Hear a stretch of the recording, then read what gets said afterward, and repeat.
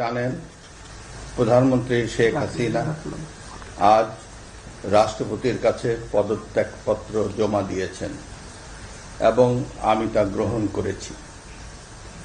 প্রধানমন্ত্রীর পদত্যাগ ও বৈষম্য বিরোধী ছাত্র আন্দোলনে সৃষ্ট পরিস্থিতিতে আজ বঙ্গভবনে ৩ বাহিনীর প্রধান এবং বিভিন্ন রাজনৈতিক দলের নেতৃবৃন্দ, সুশীল সমাজের প্রতিনিধি ও বৈষম্য বিরোধী ছাত্র আন্দোলনের কয়েকজন সমন্বয়কদের সাথে আলোচনা হয়।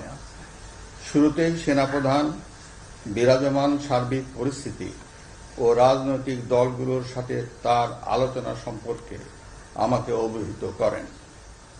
রাজনৈতিক নেতৃবৃন্দ এ সময় তাদের বক্তব্য তুলে ধরেন।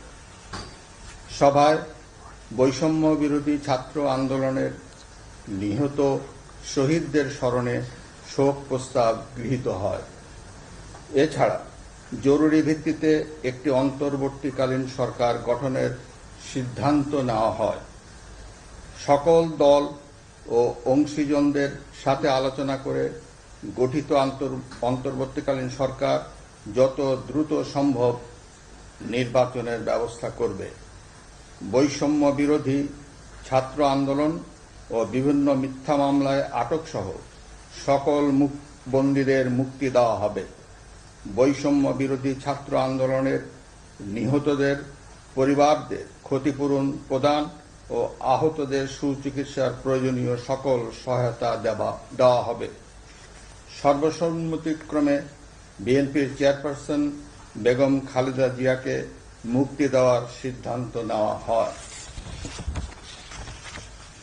প্রিয় দেশবাসী, আমি দেশের আইন শৃঙ্খলা পরিস্থিতি স্বাভাবিক করতে এবং লুপ্তরাজ ও ধ্বংসাত্মক কর্মকাণ্ড বন্ধ করতে রাজনৈতিক দলগুলোর প্রতি আহ্বান জানাচ্ছি।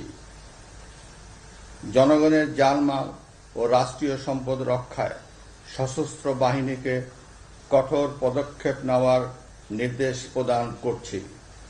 সাম্প্রদায়িক সম্প্রীতি ও সংখ্যালঘুদের নিরাপত্তা নিশ্চিত করতে এবং সরকারি সম্পত্তি রক্ষায় সকলকে এগিয়ে আসার আহ্বান জানাচ্ছি। দেশের অর্থনীতি, প্রশাসন ও শিল্প কলকারখানা চালু রাখার লক্ষ্যে সকলকে কার্যকর ভূমিকা রাখার আহ্বান জানাই। ছাত্র নেতৃবৃন্দ ও শিক্ষকদের সাথে আলোচনা সাপেক্ষে অতি শীঘ্রই শিক্ষা প্রতিষ্ঠানগুলি খুলে দেওয়া হবে। এছাড়া যারা হত্যা ও সহিংসতার সাথে জড়িত নিরপেক্ষ তদন্তের মাধ্যমে তাদেরকে আইনের আওতায় আনা হবে। গণপ্রজাতন্ত্রী বাংলাদেশের সংবিধান অনুযায়ী অনতিবিলম্বে বর্তমান সংসদ বিলুপ্ত করা হবে।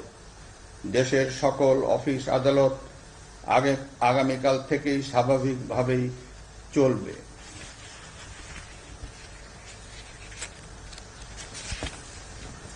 প্রিয় দেশবাসী, আসুন আমরা দেশকে বাঁচাতে একযোগে কাজ করি।